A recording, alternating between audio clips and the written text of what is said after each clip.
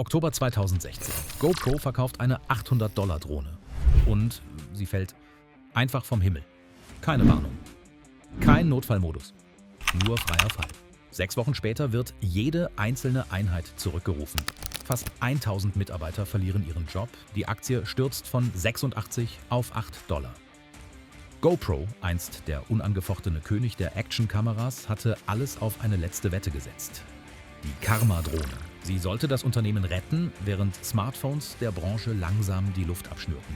Was als mutiger Schritt nach vorn gedacht war, wurde zum Wendepunkt für eine Marke, die ihren Kern aus den Augen verlor. Denn dieser Fehler war kein Zufall. Er begann Jahre zuvor. Die Gründergeschichte beginnt nicht in einem Konferenzraum, sondern auf den Wellen Australiens. 2002, Nick Woodman, ein gescheiterter Unternehmer, versuchte zu surfen und gleichzeitig seine Abenteuer festzuhalten. Unmöglich. Die Kameras waren zu groß, zu teuer, zu zerbrechlich. Die Frustration war überwältigend. Manchmal ist Frust der Anfang von etwas Neuem. Woodman sah nicht nur ein Problem, er sah eine Chance. Surfer auf der ganzen Welt kämpften mit derselben Herausforderung. Extremsportler brauchten etwas Kompaktes, Robustes, Erschwingliches, etwas, das es so noch nicht gab. Also baute er es selbst. Mit $230.000 Startkapital. Geliehen von seinen Eltern, verdient durch den Verkauf von Muschelketten aus einem VW-Bus, begann Woodman zu experimentieren. Alles folgte einem einfachen Prinzip: Ausprobieren und Schritt für Schritt besser werden. Er nähte Kameragurte aus alten Neoprenanzügen. Er baute Prototypen in seiner Garage. Er testete sie im Wasser, beim Skaten, beim Springen. 2004 kam die erste GoPro auf den Markt. 35 mm Film, ein wasserdichtes Gehäuse. Ein simples Handgelenkband. Einfach, funktional, neu. Der Preis? $20 für das Gehäuse, $10 für die Kamera. Plötzlich konnten ganz normale Menschen ihre außergewöhnlichen Momente festhalten. Die Nachfrage explodierte. Surfer liebten sie. Skateboarder nutzten sie. Fallschirmspringer vertrauten ihr. Aus einer Idee für den eigenen Bedarf wurde etwas, das viele Menschen nutzten. Es war der Start von etwas Größerem. Wenn dich die Mechanismen hinter großen Erfolgen und fatalen Fehlentscheidungen interessieren, abonniere den Kanal für weitere Analysen dieser Art. GoPro kam genau zur richtigen Zeit. In den frühen 2000er Jahren gab es noch keine guten Smartphone-Kameras. Digitalkameras waren groß, empfindlich und umständlich. Wer draußen unterwegs war, konnte seine Erlebnisse kaum festhalten. Hier traf GoPro eine Lücke. Die Kamera war klein, robust und leicht zu bedienen. Man konnte sie am Helm befestigen, auf ein Surfbrett kleben oder an der Brust tragen. Man schaltete sie ein und sie funktionierte. Gleichzeitig veränderte sich das Internet. YouTube wurde größer. Facebook wuchs. Menschen begannen Videos zu teilen. Aber es fehlte an passenden Inhalten. GoPro lieferte sie. Nicht durch Werbung, sondern durch die Nutzer selbst. Surfer, Skater, Mountainbiker und Fallschirmspringer filmten ihre Erlebnisse. Die Videos waren roh, direkt und echt. Genau das kam an. Jedes Video zeigte, wofür die Kamera gemacht war. Jeder Clip machte Lust auf mehr. GoPro musste nichts erklären. Die Bilder sprachen für sich. Zwischen 2008 und 2014 wuchs das Unternehmen rasant. Die Kameras wurden besser, kleiner und günstiger. GoPro wurde zum festen Begriff. Nicht als Technikprodukt, sondern als Teil eines Lebensstils. Die Kamera war dabei kaum sichtbar. Wichtig war das Erlebnis. GoPro verstand, warum Menschen ihre Produkte nutzten. Nicht für perfekte Aufnahmen, sondern um dabei zu sein, um den Moment festzuhalten. Doch dieser perfekte Zeitpunkt hielt nicht ewig. Denn Technik entwickelt sich weiter und Märkte verändern sich. Der Börsengang markierte im Juni 2014 den Höhepunkt des Erfolgs. GoPro ging an die Börse. Der Start verlief stark. Der Aktienkurs lag zunächst bei $24 und stieg am ersten Handelstag auf $86. Die Bewertung überschritt die Marke von $3 Milliarden. Für viele galt das als Bestätigung des Geschäftsmodells. Nick Woodman wurde durch den Börsengang über Nacht zum Milliardär. Auch die Zahlen passten ins Bild. 2013 erzielte GoPro rund $1,3 Milliarden Umsatz. Im Jahr darauf waren es etwa 1,4 Milliarden. Das Wachstum setzte sich fort, wenn auch langsamer. GoPro beherrschte den Markt für Actionkameras nahezu allein. Der Marktanteil lag bei rund 80%. Konkurrenz spielte zu diesem Zeitpunkt kaum eine Rolle.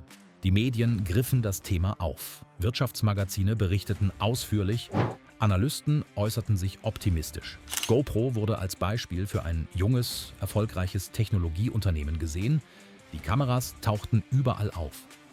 Profisportler nutzten sie, Filmemacher setzten sie ein, selbst wissenschaftliche Einrichtungen griffen darauf zurück. Die Marke war sichtbar und präsent. Viele Investoren erwarteten, dass dieser Weg so weitergehen würde. GoPro galt nicht mehr nur als Kamerahersteller, sondern als Teil einer neuen Medienwelt, in der Inhalte direkt von den Nutzern kamen. Doch parallel begann sich der Markt zu verändern. Smartphone-Kameras wurden besser. Andere Hersteller holten auf. Neue Produkte kamen schneller auf den Markt. Bei GoPro nahm man diese Entwicklungen wahr, aber nicht ernst genug. Die ersten Hinweise waren da. Doch sie blieben unbeachtet. Die Konkurrenz durch Smartphones entstand nicht plötzlich. Sie entwickelte sich Schritt für Schritt. Im Jahr 2015 stellte Apple das iPhone 6s mit einer deutlich verbesserten Kamera vor. Kurz darauf folgte Samsung mit dem Galaxy S6. Die Bildqualität wurde besser, die Stabilisierung zuverlässiger, Wasserschutz gehörte zunehmend zur Ausstattung. Für viele Nutzer stellte sich damit eine einfache Frage: Brauche ich noch eine separate Kamera? Das Smartphone war bereits immer dabei. Es konnte filmen, fotografieren, Bilder bearbeiten und sofort teilen. Für viele Anwendungsfälle reichte das aus. Diese Veränderung zeigte sich bald in den Zahlen. 2015 stagnierte der Umsatz von GoPro. Ein Jahr später gingen die Verkäufe deutlich zurück. Der Aktienkurs fiel innerhalb kurzer Zeit von über $80 auf unter 10. Der Markt für Actionkameras war gesättigt. Viele Extremsportler besaßen bereits eine GoPro. Neue Käufer entschieden sich häufiger für das Smartphone.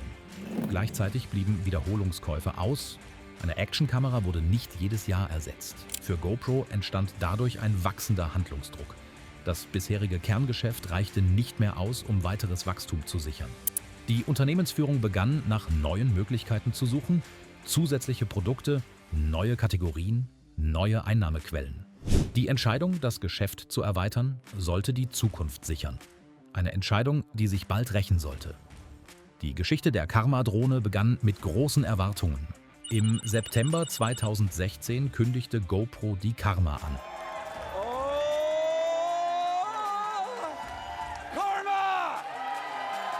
Sie sollte das neue Zugpferd werden. Das Produkt, das dem Unternehmen wieder Wachstum bringen sollte. Der Preis lag bei $999.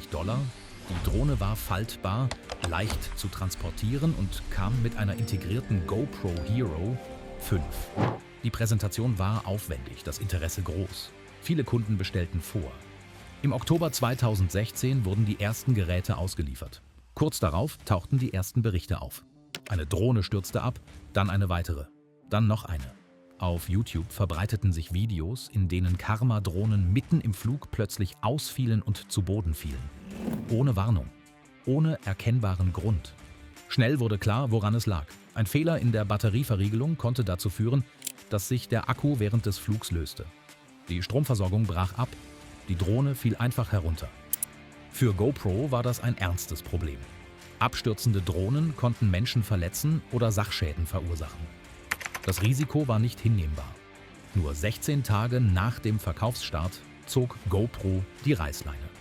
Alle bereits verkauften Einheiten wurden zurückgerufen. Der Schaden war erheblich. Die Kosten waren hoch. Vor allem aber litt das Vertrauen in die Marke. Die Berichterstattung fiel entsprechend aus. Die Karma galt schnell als Fehlschlag. Im Rückblick zeigte sich ein grundlegendes Problem. GoPro hatte kaum Erfahrung im Drohnengeschäft. Die technischen Anforderungen waren komplexer als erwartet. Tests und Qualitätskontrollen hatten nicht ausgereicht. Der Marktführer DJI verfügte über jahrelange Erfahrung. GoPro hingegen war neu in diesem Bereich und hatte die Unterschiede unterschätzt. Das wirkte sich auch auf das restliche Geschäft aus. Wenn ein so wichtiges Produkt scheiterte, stellten sich viele Kunden Fragen. Das Vertrauen nahm weiter ab, die Verkäufe gingen zurück. Der Aktienkurs fiel weiter. Im Februar 2017 brachte GoPro die Karma erneut auf den Markt, diesmal mit Verbesserungen. Doch das Interesse blieb gering. Ein Jahr später, 2018, stellte GoPro die Produktion endgültig ein. Die Karma-Drohne war gescheitert und sie hatte dem Unternehmen mehr geschadet als jede andere Entscheidung zuvor. Die Lage verschlechterte sich weiter. 2017 begann mit harten Einschnitten. Im Januar entließ GoPro 270 Mitarbeiter, rund 15% der Belegschaft. Im März folgten weitere 250 Kündigungen. Die Büros wurden leerer. Die Stimmung kippte. Die Unsicherheit wuchs. Auch die Zahlen verschlechterten sich weiter. 2017 verzeichnete GoPro einen Verlust von 419 Millionen Dollar. Ein Jahr später kamen weitere 121 Millionen hinzu. Der Abwärtstrend setzte sich fort. Der Aktienkurs spiegelte die Lage wider. Von 86 Dollar fiel er auf rund 4 Dollar. Ein Großteil des Unternehmenswertes war verschwunden. Investoren zogen sich zurück. An der Wall Street verlor man das Vertrauen. Gleichzeitig wuchs der Druck von allen Seiten. DJI dominierte den Drohnenmarkt. Smartphones ersetzten Actionkameras für viele Gelegenheitsnutzer. Günstige Anbieter aus China unterboten die Preise. GoPro fand darauf keine überzeugende Antwort. 2019 war das Unternehmen kaum wiederzuerkennen. Die große Vision eines Medienunternehmens war aufgegeben. Der Versuch, das Geschäft zu erweitern, scheiterte. Es fehlten neue Ideen. Am Ende blieb GoPro bei seinem Ursprung. Kameras in einem Markt, der längst nicht mehr wuchs. Nick Woodman, einst gefeiert als Gründer und Visionär, kämpfte nun darum, das Unternehmen überhaupt zu stabilisieren. Der Weg von der Garage bis an die Börse lag nicht lange zurück, fühlte sich aber weit entfernt an. Was blieb, war eine einfache Erkenntnis. Erfolg ist kein Schutz. Und manchmal reicht eine einzige falsche Entscheidung, um jahrelange Arbeit zunichte zu machen. Die Lehre aus GoPros Fall ist einfach und schmerzhaft. Erfolg kann zur größten Falle werden. GoPro hatte vieles richtig gemacht, eine neue Art von Kamera, perfektes Timing, starkes Marketing. Doch irgendwann schlug Erfolg in Selbstüberschätzung um. GoPro verlor den Fokus. Das Unternehmen war eine Kamerafirma. Mehr nicht. Doch unter dem Druck von Wachstum und Erwartungen wollte man mehr sein. Ein Medienunternehmen, ein Drohnenhersteller, eine Lifestyle-Marke. Alles gleichzeitig. Dabei ging das Wesentliche verloren. Die Konzentration, die Erfahrung, die klare Ausrichtung. Eine einfache Regel wurde ignoriert. Erst etwas wirklich gut beherrschen, bevor man sich ausweitet. Andere Unternehmen gingen diesen Weg langsamer. Sie bauten ihr Kerngeschäft aus, bevor sie Neues wagten. GoPro tat es umgekehrt. Die Karma-Drohne war deshalb mehr als nur ein gescheitertes Produkt. Sie stand für fehlenden Fokus, für hastige Entscheidungen und für Expansion ohne solides Fundament. Am Ende zeigte sich, was wirklich passiert war. GoPro hatte vergessen, wofür es stand. Heute gibt es GoPro noch. Kleiner, vorsichtiger. Zurück bei Kameras. Der Aktienkurs liegt deutlich unter früheren Höchstständen. Der Unternehmenswert ist nur noch ein Teil dessen, was er einmal war. Die Erkenntnis bleibt zeitlos. Kenne deine Stärken, bleib fokussiert. Denn manchmal ist das größte Risiko nicht das Scheitern, sondern der Versuch, etwas zu werden, das man nicht ist. Mehr Geschichten wie diese findest du in der Playlist. Abonnier den Kanal, wenn du nichts verpassen willst.